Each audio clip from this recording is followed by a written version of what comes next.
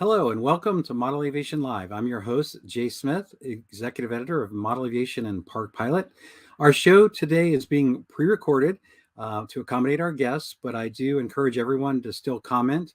And I want to first say to everyone, happy holidays. While I don't have a festive background, I did purchase a couple of Hallmark ornaments to go on my Christmas tree. So Hallmark, as you all know, I'm a big Doctor Who fan. So Hallmark released an ornament of the Fourth Doctor, Tom Baker, and that leads to an interesting, quick story that involves the hobby. So in 1991, I went with three friends from Florida to a Doctor Who convention in Chicago, and it was at the Hyatt Regency O'Hare Hotel. And I actually got to have lunch with Tom Baker, the Fourth Doctor, that I grew up watching. In the U.S., he was the first Doctor most people saw, and he was a guest at the convention, and they had a charity auction, and I won, and I was able to have an hour lunch with him in the restaurant in the hotel.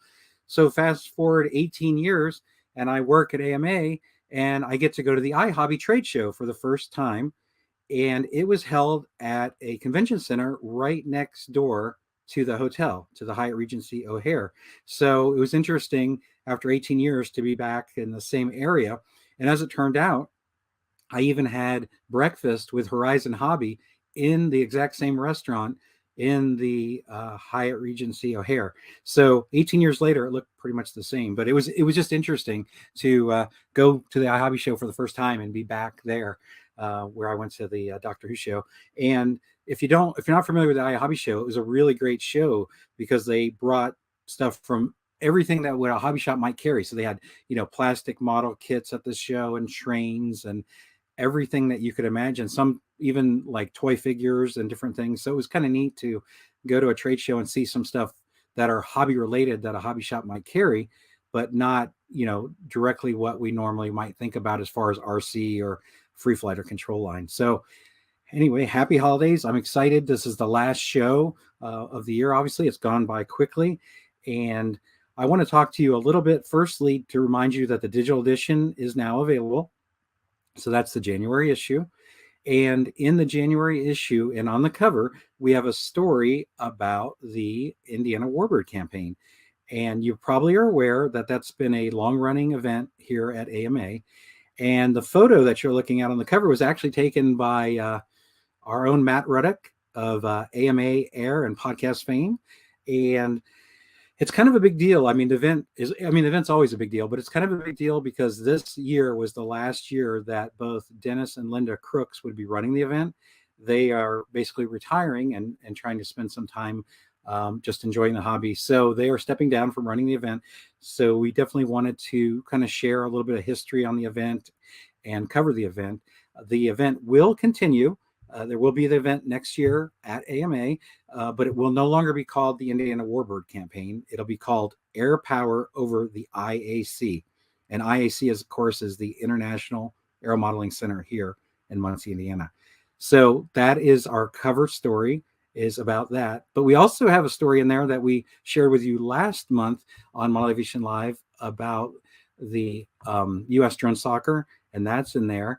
So while I'm on the point of talking about digital, I also want to let you know that we are revamping our digital edition. If you're looking at it on either a tablet or a phone, be it iOS or Android, we are going to update the app. So in January, when you go to get your magazine, you'll get a quick update. And basically, it's going to deliver a faster and more consistent reading experience on whatever device you're using. It also make them look the same. So the experience you have on a phone or a tablet or a computer will be the same. It's also going to have a YouTube feed. So when you go to get your new issue, you'll actually be able to see what are the newest YouTube videos that we have for you. So I think it'll be a great way for you to be able to access that. So as I said, when you go out to get the magazine in January, it'll just be a real quick update. And this is retroactive. So every issue will have the newer format. Again, it's not much of a difference. It's just going to be better suited to look at on mobile devices, and it'll basically it'll look the same no matter which device you look at it on. So we're excited about that and to launch that next month. And also in talking about the January issue, a gentleman reached out to me about some really cool stuff he was doing that he calls RC FlexGear, and he was making storage and transportation and a way to work on your aircraft at the field. So basically, he calls it RC FlexGear. And the goal is to have a way to store your planes at home. The goal is to have a way to safely transport your aircraft and your vehicle, and also have a stand that could connect to a toolbox that you could use out at the field.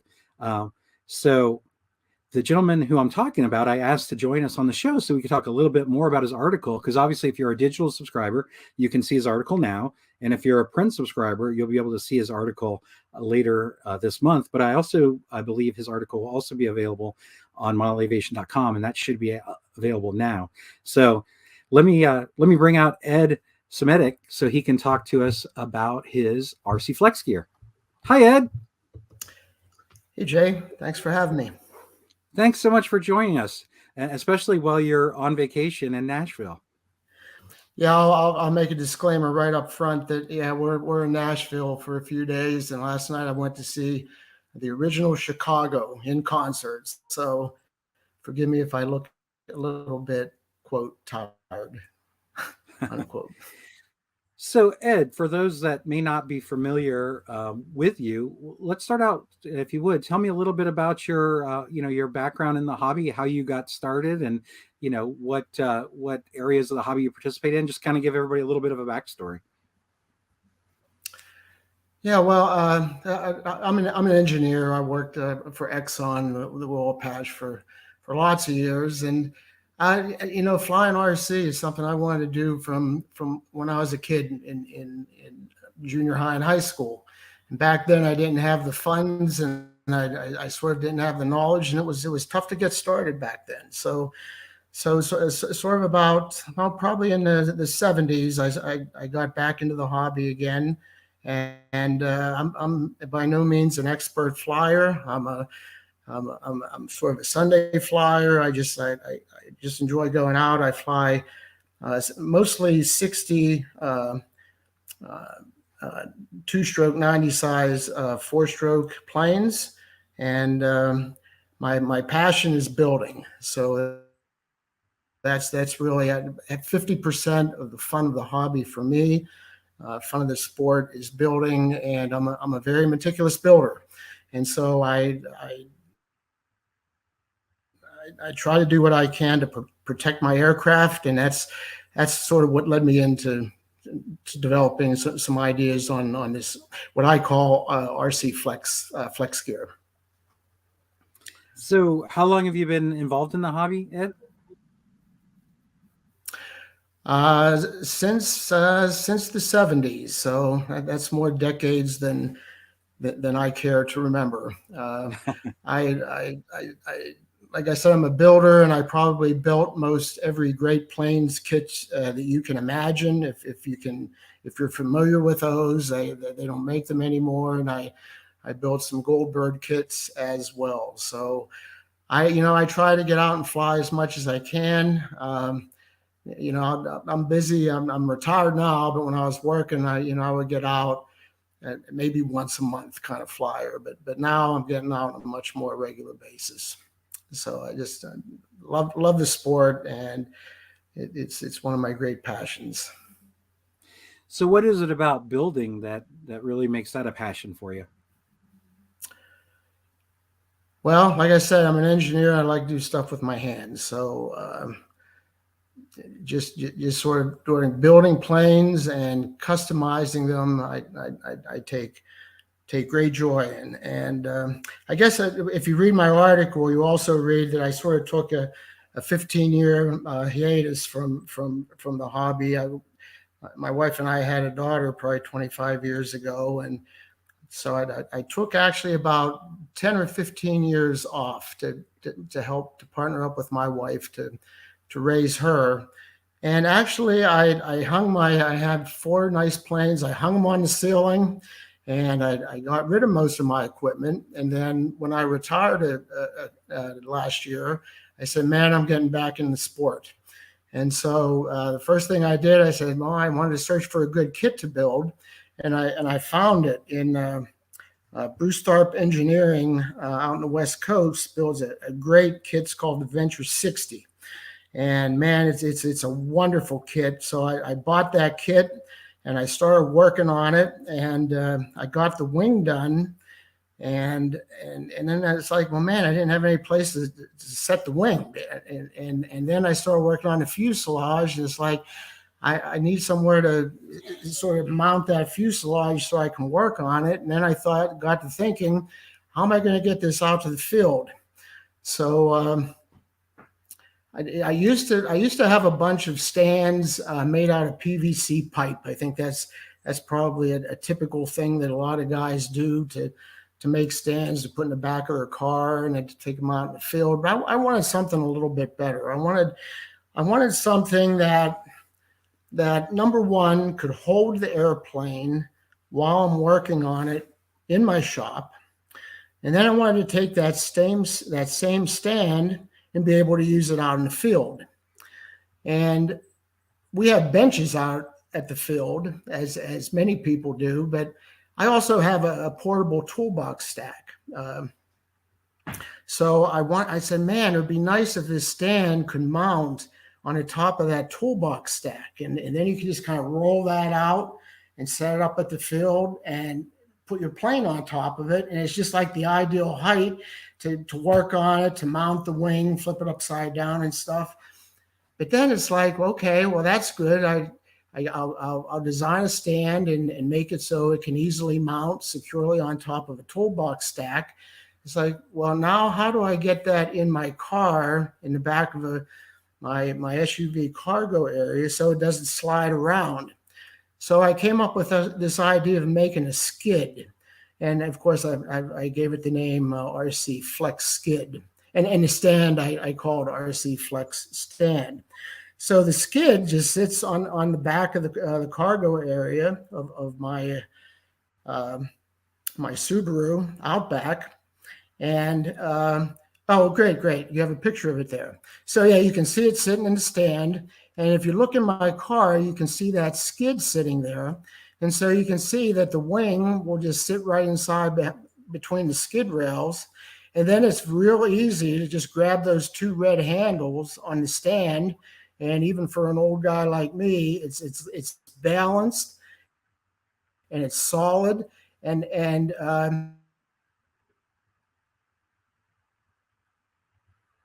then those lugs on the stand drop right on top of the skid. And then you just slide it back in.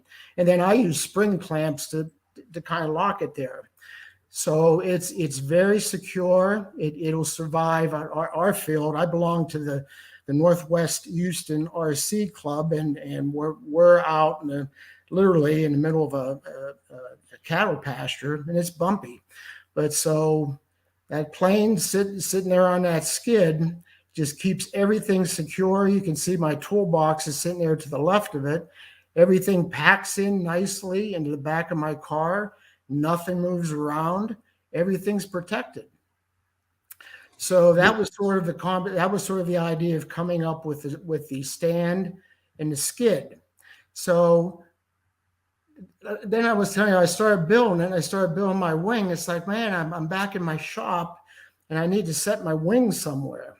So I in my other planes where I told you I was kind of on this break from the hobby, they're all hanging from my ceiling. So I didn't really have anywhere to store the planes at home. So I thought, well, it'd be great if I could make some kind of a rack. And I went looking on the web, and you see lots of pictures. Lots of guys will put sort of hangers on their wall, either their office or their den or out in their garage. The thing, and then they'll hang the fuselages vertically, and they'll hang from the tail. But that sort of becomes a semi-permanent installation. You got to make holes in your wall. You got to mount them. You got to find studs, and then you got your fuselages are hanging nicely vertical. You still got the wings to deal with. It's like, well, what do you do with the wings? So I kind of thought about that a little bit, and really, space is precious in anybody's house. And I thought, boy, it'd be great if you could just kind of stack up the fuselages and the wings. So I came up with this idea of what I'm calling RC Flex Rack, and you can see it right there. And so I wanted, number one, to make this thing totally freestanding. So you don't have to mount it on the walls. You don't have to make holes on your walls. I want it to be adjustable. So as you can see there, those two uprights, I just use standard. You guys have probably seen shelf mounting brackets, and there's two uprights there, and they're double lug brackets. And I just put some pipe insulation on them, and you can adjust those brackets up and down however you want. And the rack, as dimensioned in my drawings, will easily hold three planes, three fuselages, and three wings, and maybe even four, depending on the size. Now, like I said, I fly 90 size four strokes, and that's a 72-inch wing sitting there, that top yellow one. And I wanted to make the rack really sturdy. So you'll see those two uprights on the back are actually 2x4s. And then I tied it together with some horizontal pieces to give it good lateral stability. And then I sort of tied it into the base. It uses all easy to build interlocking construction. And you can see I have gussets there, all bolts together. And I think I told you I worked for Exxon. I started out as a structural engineer. So I make things Helfer strong. And this thing is Helfer strong. It does not wobble. The base is nice and heavy. So it's secure. It will not tip over. And there's a shelf on the bottom, and I dimensioned everything so it accepts the flex stand there as well. So I think it's a good solution for me. And if you have more planes, make more stands. And the other thing is that I think it's a fairly good looking stand. I keep a stand. I have one for my garage, and I keep one in my office, in my den. And that you have to kind of worry about what other people in your house think about how your hobby looks, and you need to worry a little bit about aesthetics. So I kind of stew that into the thinking as well. So it kind of works. All the components together have they've created a nice synergy. They protect my planes. They're easy to use. It's great to lock it on the toolbox. You throw it in your car. Nothing gets dented. Nothing gets banged up. And it's worked for me. I think we included a picture of it on the toolbox, and it's interesting because the toolbox you use yourself is very similar to the toolbox that I've had for over 20 years that I would take to the field. Yeah, there it is. So I have a toolbox. I don't know if it's the same brand, but I have a toolbox very similar to that. And I think those are readily available at places like Lowe's and Home Depot. So that's a really neat way to hold your airplane, and that way you're not having to, kneel down and work on your airplane. It's easily accessible. Well, yeah. While we're here, I'll say. Well, so the next thing I want to say is that all my drawings are they're my hand sketches, but I think they're pretty detailed. But I really want people to think of them more as you could go out and build them exactly with my dimensions. But I want you to think of sort of what I provided as a starting point, ideas, change them around, make them work for you. I tried to put a lot of leeway into dimensioning of the various components so they will accept a range of aircraft. And as built, this will snap right on top of my toolbox stack.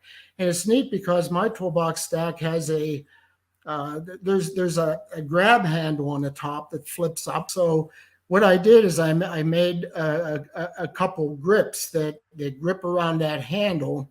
And I also should say that the stand is built around Rockler T-bar hardware. So all those brackets that I built they snap in to the T-bar with nice wing bolts, and they slide back and forth.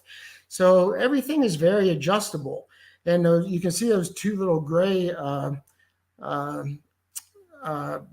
parts in the middle of the top rack. They sandwich around that handle on the top of the toolbox. So you just kind of set it on there, and it locks in, and it will not skid off. And the center of gravity of the whole uh, structure sits right over top of the toolbox, and it's stable. And even when it's windy out there, this thing will not tip over. Well, especially if you have a bit of weight in the bottom. And of course, I keep all my tools and stuff in the drawers. The tools are right there. It's pretty darn handy. Well, and I think it's pretty economical. I mean, if I was in my home office where I usually do the show, if people have seen previous shows behind me, I have racks, and I have one that used to be sold by Dubrow, and it's like metal. The arms that come out to support the fuselage and the wing is metal. And then I made another one out of PVC, and both of those could be seen in the background, in the show, normally when I did the show. But right now I'm totally, as you said, it's a challenge sometimes to store all your stuff. And I was trying to put a bookshelf in my office because I have a ton of aviation books, like a lot of people that, appreciate aviation. And so, but you're right. I mean, a good storage solution. We all hate to get hanger rash or, a brand new airplane. It's kind of like to me, it's kind of like when you get a new car, at first you park way back out in the parking lot. You don't want to get door dinged or anything happen to your new car. It's kind of the same way with an airplane. And then, unfortunately, at some point, you get some hanger rash on it, and then maybe you're not quite as concerned. But it's so it's a great. And so, Ed, do you have any sense of generally speaking, what the cost would be to make the rack? I mean, ballpark. Well, everything is built out of readily available standard size lumber. It's 1/2 inch plywood, some 2x4s, um, and so those rails on the skid. You want to pick some nice lumber. At Home Depot, they have some real nice 1.5 inch square clear face pine, and it works great for those. But all this stuff is readily available at Home Depot or Lowe's, and it's inexpensive. The most expensive part of the whole thing is the T-bar is a kit, and you get 2 T-bars, and you get a whole slew of bolts and wing nuts.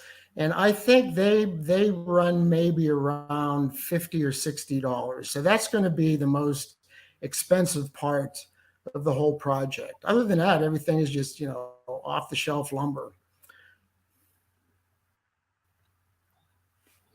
And as far as I mean, obviously, hobbyists normally have all different types of tools, but generally speaking, for someone that would take on this project, what are some of the basic tools? I mean, obviously drill and whatnot, but what are some of the tools that they would need to build this? I think the most important tool to have is a table saw. If you have a table saw, you got everything you need. Yeah, and also, like I said, you might be able to do this with hand tools, hand saws, a hand jigsaw.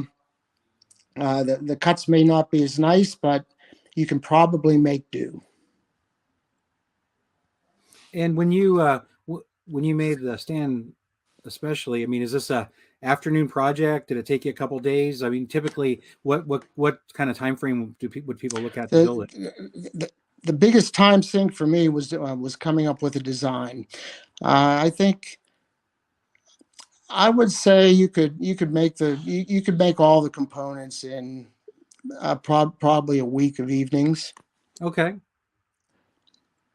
One thing I will say on the stand is that those 2 handles I did make out of hardwood rather than pine. I cut those out of oak, and they take a lot of abuse. And so you probably want to make those out of hardwood. All that's called out on the drawings. I painted everything with just latex paint, and I gave it a coat of polyurethane. The handles I did coat with epoxy paint. I use Class Coat epoxy paint. Where Class Coat is amazing paint. It wears like iron, and I know a lot of guys thin it down and spray it, and actually paint fiber. Well, some guys have painted all airplanes with it, but you want to use some good paint, especially if you're a glow fuel guy like I am, because it gets on your hands and it'll eat through paint. Well, I think it's really some cool projects for people that are looking for storage or transportation or ways to work on their plane at the field. So I'm really excited for people to build them and maybe even share some photos of their racks once they built them, or whatever components they choose to build, whether it's the one to carry in the vehicle or to put on the toolbox. And so I really appreciate you putting the article together and reaching out to us. And obviously for digital subscribers, you'll have it. It's in the digital edition that's out now. If you're a print subscriber, you can get it on our website. We've had the link up on the screen, so you don't even have to wait for the print edition to come out. If you're a print subscriber and you're watching this and you want to get started, it's there. Ed's done a lot of great drawings for you to help you along. There's everything there that you would need. Obviously, with any article, Ed's email address is in the article. So if you have any questions or problems along the way, you can reach out to him. But I also want to mention, so, we've got a very exciting article that you did for us, Ed, but you, in the same issue, you also contributed to my review of the Ultra Stick. And actually, the Ultra Stick was seen on your AnyStand. It was at the bottom of your AnyStand. But so you helped me contribute to this. Unfortunately, I had a death in my family and I had a few challenges. So I had some delays and I had some weather delays. So I actually saw that you had the airplane on your AnyStand, and I reached out to you and asked you if you would help contribute to the article as far as the flying. And I was only expecting you to send me some information on your thoughts about flying, and you basically told me everything from start to finish of your experience. And we both found that it's a really great airplane. And I tell the story about having the mini Ultra Stick from many years ago when I worked in the evenings in a hobby shop when it came out, and I regretted, at some point I got rid of it and regretted it. So I was very excited when this one came out. And you share in the article, Ed, that you mainly fly glow, and this was your your, I guess, dipping your toe into electric flight. So I want to give you a chance. I mean, obviously people will read it, but I want to give you a chance to talk a little bit about that. Great. Number one, I have to apologize again for this connection I have. When I went to my phone, I got to kind of get the phone up next to my ear to be able to hear it. So forgive me how my video's floating around. So yeah, I guess Jay originally, when I sent the pictures of my rack, he saw the Ultra Stick sitting on. He says, "Oh man, you built an Ultra Stick." And as I've said, I have flown glow for years. Was my bread and butter. And I thought to myself, gee, I should try electric. And I really didn't know where to get started, and I didn't really like a lot of the other planes that were on the market. I'm a balsa wood guy and light ply balsa guy. So I happened to see, I picked up the model, a issue of Model Aviation, and I saw the ad for the Ultra Stick, and it hit a sweet spot. As soon as I saw it, it hit. Of course, I had built a Great Plains Big Stick back in the year, and that was one of my favorite planes, a 60 size Big Stick. And I looked and I said, "Man, this looks like that same plane, and it's electric." I said, and even though I'm a builder, I said this one's ready to fly. I just wanted to get out fast and get my hands on an electric one and play with it. And so the price looked good. It was ready to go, and it was a plane that I was familiar with. So I went ahead and I got it. It went together really quickly. I used a Spectrum 637T telemetry with AS3X. I don't use Safe, but I'm going to use the AS3X. And I went to pick a battery, and I decided, well, I want as long a flights as I can get. So I 5,000 milliamp battery, and everything went together easily, smoothly. The only thing is, with that big heavy battery, you got to get it back as far as you can. And I think if you look at the article, I think there's a picture of my installation where I slid that battery sort of all the way back into the radio compartment. Yeah, there it is, right there. And I put a spacer in the front of it to keep it from sliding back and forth longitudinally. Even with that setup, I was still a little bit nose heavy, so I added, I think, an ounce and a half of aluminum in the back. But it went together easy. With the, I have a Spectrum NX10, and the integration with the 637T and the ESC in this plane was amazing. So I mean, you can program everything using forward programming from the NX10. It was even easy to program the ESC.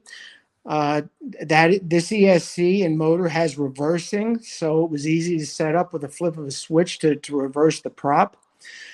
So it was just an easy entry into electric for me. So I took it out to the field, and I had no experience with electric, and I didn't really have anybody to guide me through it. But it went together easy. And my first flight, I set it up, and I used all the throws as recommended in the plans. And I took off, and one thing that surprised it flew great. It flew just like my 60 size big stick from decades ago. And that's probably one of the best compliments I can give this model, because it felt like home for me as a glow fuel guy. And I think that says a lot. For me, that's a big compliment for a plane. And the other compliment I'll give is you can probably you can look at my other article, and you'll see my plane. I'm a meticulous builder. This plane was well built. It was light, it was sturdy, and the covering was well applied, and it was just easy, and it was nice, and it flies great. It's the rolls are just axial as can be. Um, I am not an expert pilot. I'll do stuff like Cubans and rolls and 4-point rolls, but for my level of expertise, this plane just hit the sweet spot. The one thing I'll say about it is it's fast. It really is fast, and it's relative for an electric plane, I believe, from what I've heard about some other electric planes. It's especially with that big 6S 5,000 milliamp battery I used. So the plans recommend setting it up with flaps and to put crow on it to slow it down. My initial flights, I was a little bit iffy. I didn't want to flip the switch real quick and use flaps, because I have never used flaps. So the first flight was great. It was uneventful, but it was fast. And I will say, on the landings, they were fast. So if you're not going to use flaps on your first flight, you might want to give yourself a little extra space, because it'll come fast and it'll use up a good bit of runway when you're landing. But for probably my fourth and fifth flights, I did flip the switch, and for landing, I had a more for landing flaps, and with the NX10, I could mix crow into it, where you also do some up aileron when the flaps go down. And I'll tell you what, with the flaps set as recommended, with throws as recommended, and the crow with flows with with settings as recommended, the plane just slowed down just wonderfully, and it was just a breeze to land. So with the mix of flaps and crow for takeoffs and landings, and then just how nice this plane flies. It has no dihedral, so it's just a great aerobatic plane, and I have enjoyed the heck out of it. And it was just an easy and quick introduction for me to electric. I couldn't have been more happy with the whole experience. Well, thanks for sharing that. And I really appreciate your contributions, Ed, to the issue, to the January issue. And I'm really excited, like I said, for people to build FlexGear and to read our article on the Ultra Stick. I also appreciate you joining us while you're on vacation. So we're going to go ahead and wrap the show, but I want to remind everyone that our next show will be January 21st. Friday, January 21st, our first show of next year. So I look forward to talking to everyone then. Again, Ed, thanks for joining us. And everyone, please have a happy, safe holiday. Take care. My pleasure. Take care, all. Be safe.